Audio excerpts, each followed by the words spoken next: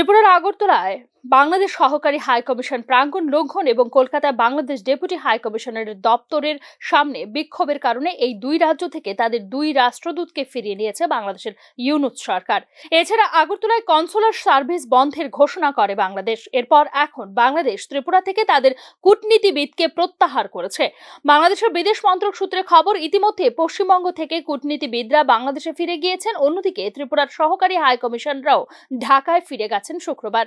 কলকাতায় বাংলাদেশের ভারপ্রাপ্ত deputy high commission Sikder Mohammad Ashrafur Rahman এবং ত্রিপুরার সহকারী হাই কমিশন আরিফুর রহমানকে জরুরি ভিত্তিতে ঢাকায় ফিরে যাওয়ার নির্দেশ দেয় মোহাম্মদ ইউনূস নেতৃত্বাধীন অন্তর্বর্তীকালীন সরকার। আওয়ামী লীগ সরকারের সময় গত দেড় দশকে ভারত বাংলাদেশের সম্পর্ক যে উচ্চতায় পৌঁছানোর কথা বলা হতো, 5ই আগস্ট শেখ হাসিনা সরকারের পতনের সঙ্গে পতন হয়েছে সেই সম্পর্কেরও। অর্থনৈতিক ও বাণিজ্যিক সম্পর্ক মোটামুটি সচল থাকলেও বন্ধ ভিসা। জনসাধারণ পর্যায়েও সম্পর্কের একটা বড় অবনতি হয়েছে, বিশেষ করে মোহাম্মদ ইউনূস সরকারের অন্তর্বর্তীকালীন সরকারের সময়। ভারত বিরোধী একটা অবস্থান এবং এর প্রকাশ দেখা গেছে গণ অভ্যুত্থান পরবর্তী বাংলাদেশে।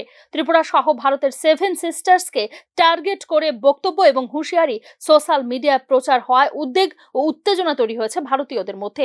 আওয়ামী লীগ সরকারের আগে বাংলাদেশ ভূখণ্ডে অনেকগুলি ভারত বিদ্বেষী জঙ্গি সংগঠনের ক্যাম্প গঠন করা হয়েছিল, যেগুলি পুনরায় সক্রিয় হবার বিষয়টি নিয়ে ইতিমধ্যে সতর্ক আছে কেন্দ্রীয় গোয়েন্দা এজেন্সিগুলি। এছাড়া বাংলাদেশের সঙ্গে পাকিস্তানের সম্পর্কের গতি প্রকৃতি ভারতের দৃষ্টি আকর্ষণ করেছে।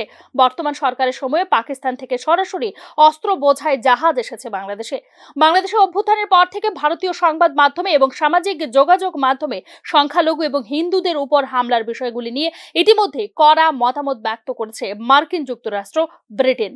5 আগস্ট পরবর্তী ভারত ও বাংলাদেশের মধ্যে আলাপ আলোচনার জায়গাটিও সংকুচিত হয়ে গেছে বলে মনে করছেন রাজনৈতিক পর্যবেক্ষকরা। বিশেষ করে বাংলাদেশ এবং ভারতের স্বার্থ রক্ষাকারী আন্তঃরাষ্ট্র প্রকল্পগুলিতে নিষেধাজ্ঞা জারি করে রেখেছে অন্তর্বর্তীকালীন সরকার। আখাউড়া আগরতলা রেল লাইন, মৈত্রী সেতুকে ব্যবহার করে যাত্রী পারাবার এবং বাণিজ্যিক আদান প্রদানের বিষয়টিতে কোনো ধরনের সিদ্ধান্ত নিচ্ছে না বাংলাদেশের অন্তর্বর্তীকালীন সরকার। তিস্তা নদী প্রকল্পে বিনিয়োগের জন্য ভারতকে কাছে পেতে চেয়েছিল শেখ হাসিনা সরকার, কিন্তু এক্ষেত্রে এবার তা চীনের হাতে সঁপে দিতে চাইছে বিএনপি, জামায়াত ইসলাম সহ বাংলাদেশের অন্যান্য কট্টর মৌলবাদী রাজনৈতিক দলগুলো। বর্তমানে অস্থির রাজনৈতিক পরিস্থিতিতে বাংলাদেশের সাধারণ নির্বাচন করার সাহসই দেখাতে পারছে না অন্তর্বর্তীকালীন মোহাম্মদ ইউনূস সরকার। তার উপর রয়েছে ভারত বিদ্বেষী চীন, পাকিস্তান এবং বাংলাদেশের মৌলবাদী সংগঠনগুলোর অভ্যন্তরীণ যোগসাজশ। বাংলাদেশের জাতীয় জনক শেখ মুজিবুর রহমানকে শুধুমাত্র কারেন্সি নোট থেকেই নয়, ইতিহাসের পাতা থেকেও বিলুপ্ত করে দেওয়ার পরিকল্পনা নিয়েছে অন্তর্বর্তীকালীন সরকার। মহিলাদেরকে বাজারে না যাওয়ার আদেশ মাইকিং করে দেশটিতে তালিবান রাজ প্রতিষ্ঠার দিকেই কি নিয়ে যাচ্ছে অন্তর্বর্তীকালীন সরকার, তা নিয়ে উঠছে প্রশ্ন। এই পরিস্থিতিতে বাংলাদেশের সঙ্গে সম্পর্কের উন্নয়নে আলোচনা কতটুকু সার্থক হবে প্রশ্ন উঠছে তা নিয়েও। Bureau report, news now.